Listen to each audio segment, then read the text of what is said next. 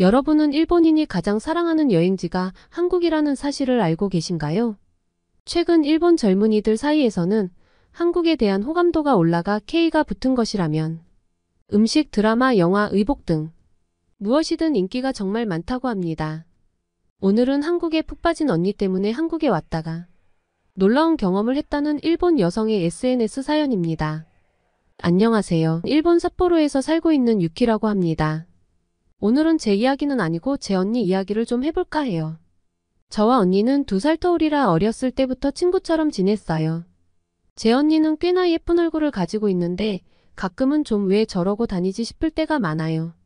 어렸을 때 공부도 곧잘하고 얼굴도 예쁘장해서 교우 관계도 좋았는데 딱 하나 단점을 꼽자면 한국의 광팬이라는 것입니다. 한국 분들이 들으실 때에는 한국을 좋아하는 게 왜 단점이냐며 기분 나빠하실 수도 있겠지만 제가 볼 땐 단점이에요. 언니는 한국에 심하게 빠져 있어서 모든 것을 한국과 연결짓고 자기 꿈은 한국에서 사는 거라는데 솔직히 좀 유난 같아요. 그렇다고 한국에 빠져서 자기 할 일을 하지 않는 건 아니라 부모님께서는 웬만해서는 다 웃으며 넘겨주시는 편인데 저는 뭐든 너무 과한 건 별로라고 생각하거든요. 언니는 한국 연예인들을 좋아하는 건 물론이고 집에 있을 때는 매일 한국 드라마만 보면서 어떤 날엔 한국어로 저에게 말을 거는데 그럴 때는 정말 밥맛이에요. 외식도 매번 한국 음식점으로 가자고 난리여서 집 주변에 웬만한 한국 식당은 거의 다 가본 것 같네요. 저는 호불호가 없는 편이라 주로 언니에게 꽤나 맞춰주긴 하지만 너무 유난이라서 한 번씩 싫은 소리를 하기도 했어요. 그럴 때마다 언니는 한국에서 공수해온 화장품으로 제 마음을 좀 풀어주기도 합니다. 언니가 제게 주로 주는 선물이 한국 화장품인데 언니는 한국 사람들 피부 좋은 게 부러워서 일부러 비싼 배송료를 내고 한국 화장품을 직구해서 쓰거나 아니면 한국으로 여행 가는 친구들에게 꼬박꼬박 부탁해서 틈날 때마다 한국 화장품을 쟁여놔요. 일본의 뷰티 유튜버나 인플루언서들이 아직 수입이 되지 않는 한국 브랜드들도 즐겨 쓴다고 소개하는 경우가 많은데 언니도 그걸 보고 있으면 자기도 모르게 홀린 듯 사게 된다면서 제게도 하나씩 주곤 했어요. 그런데 언니가 제게 준 한국 화장품들이 정말 좋긴 좋더라고요.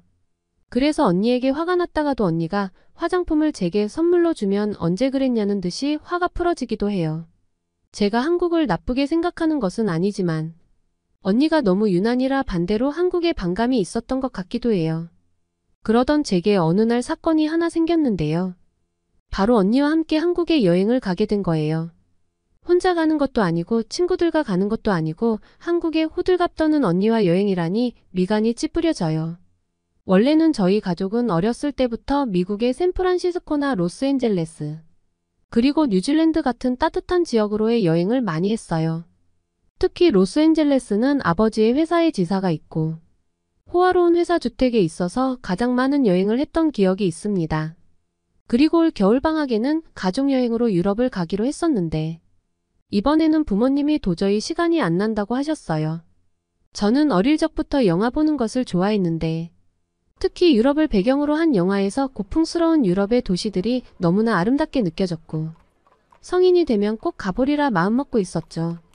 이렇게 유럽의 환상이 젖어 있었던 저는 유럽에 갈 날만을 기다리고 있었는데 부모님은 미안하다고 하시면서 아쉬우면 언니랑 둘이서 한국이라도 다녀오라고 하는 거예요. 언니가 한국어도 잘하니 부모님 없이도 걱정이 안 된다나요. 그러면서 유럽은 다음 여름방학에 꼭 함께 가자고 하셨어요.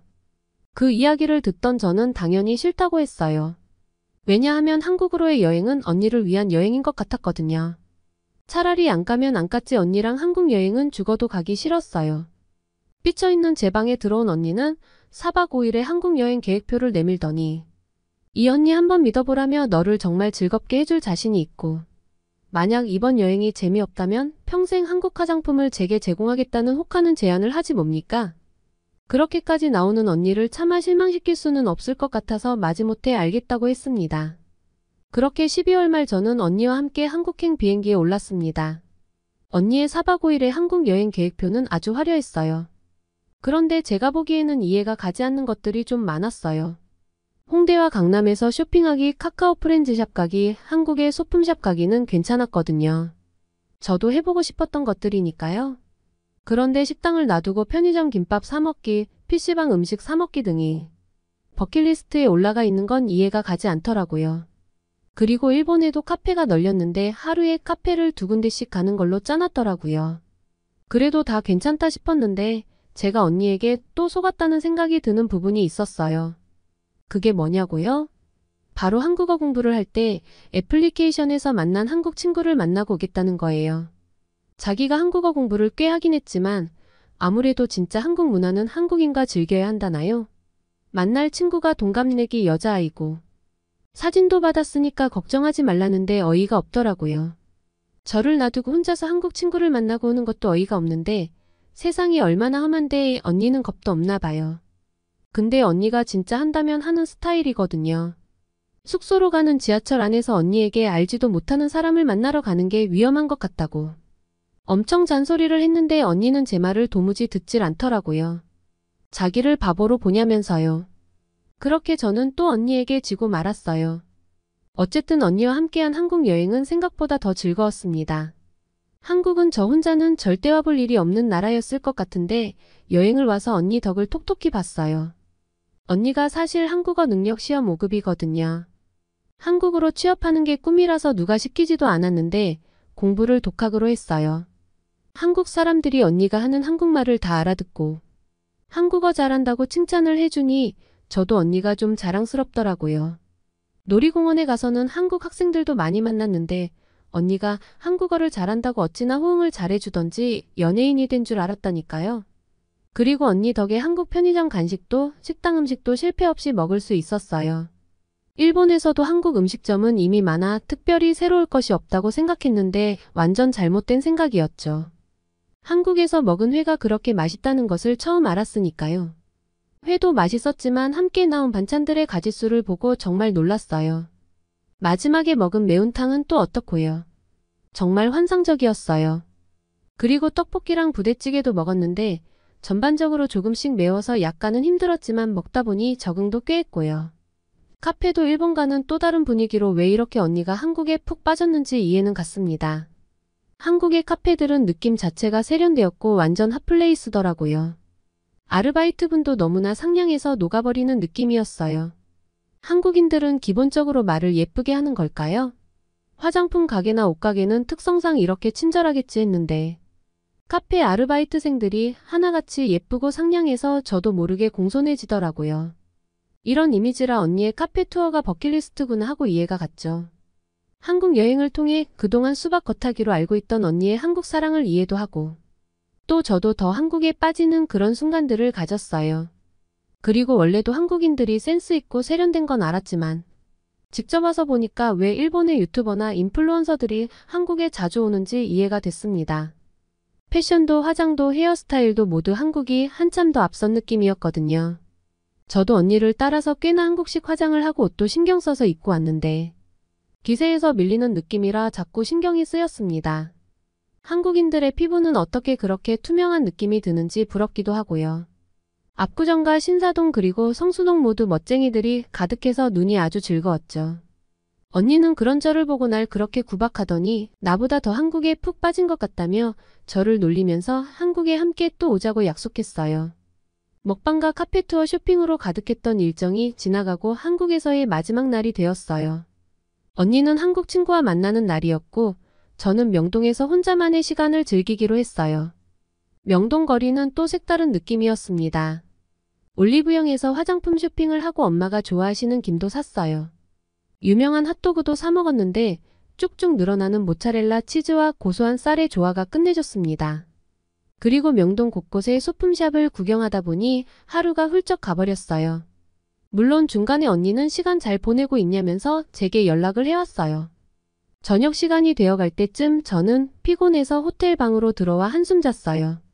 이것저것 쇼핑한다고 많이 걸어 다녀서 피곤했는지 자고 일어나 보니 저녁 10시가 좀 넘었더라고요. 포장해온 김밥으로 저녁을 먹으면서 언니에게 전화를 했는데 전화기가 꺼져 있는 거예요. 갑자기 언니와 연락이 안 되니까 무서워졌고 언니가 너무나 걱정이 되었어요. 그래도 한국어를 잘하니 안전하게 올 수 있겠지 싶어서 기다렸는데 밤 11시가 다 되어도 안 오는 거예요. 혹시 처음 만난 한국인 친구와 무슨 일이 생긴 것일까? 경찰에 실종 신고를 해야 하나? 정말 오만 가지 생각이 다 들었습니다. 더 이상 호텔 방 안에서만 언니를 기다릴 수는 없어서 일단 버스 정류장으로 뛰쳐나왔어요. 그리고 오고 가는 사람들 틈바구니 속에서 언니를 찾기 시작했는데 미치겠더라고요. 그런데 얼마가 지났을까? 전화가 왔어요.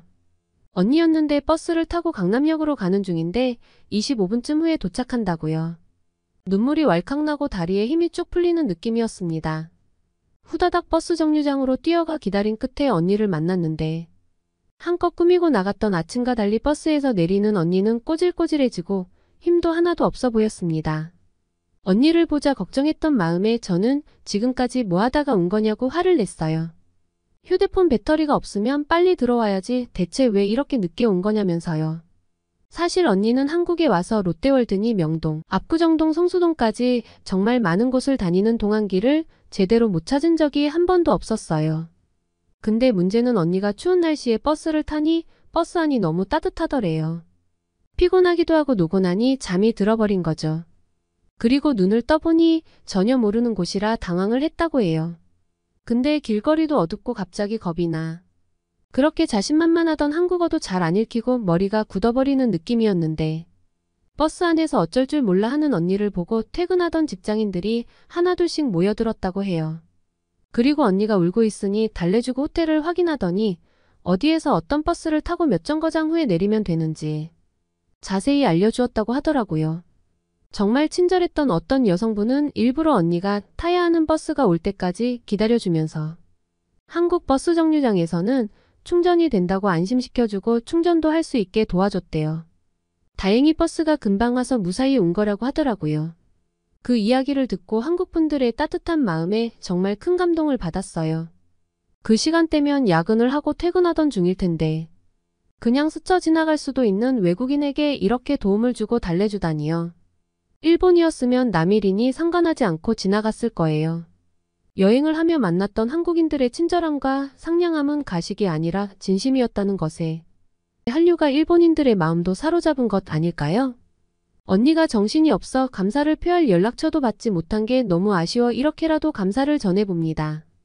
언니는 항상 한국 드라마나 한국 여행 브이로그들을 보면 마음이 치유되는 느낌이라고 말하곤 했는데 한국인들의 진심 어린 상냥함을 먼저 알아차렸었나 봅니다.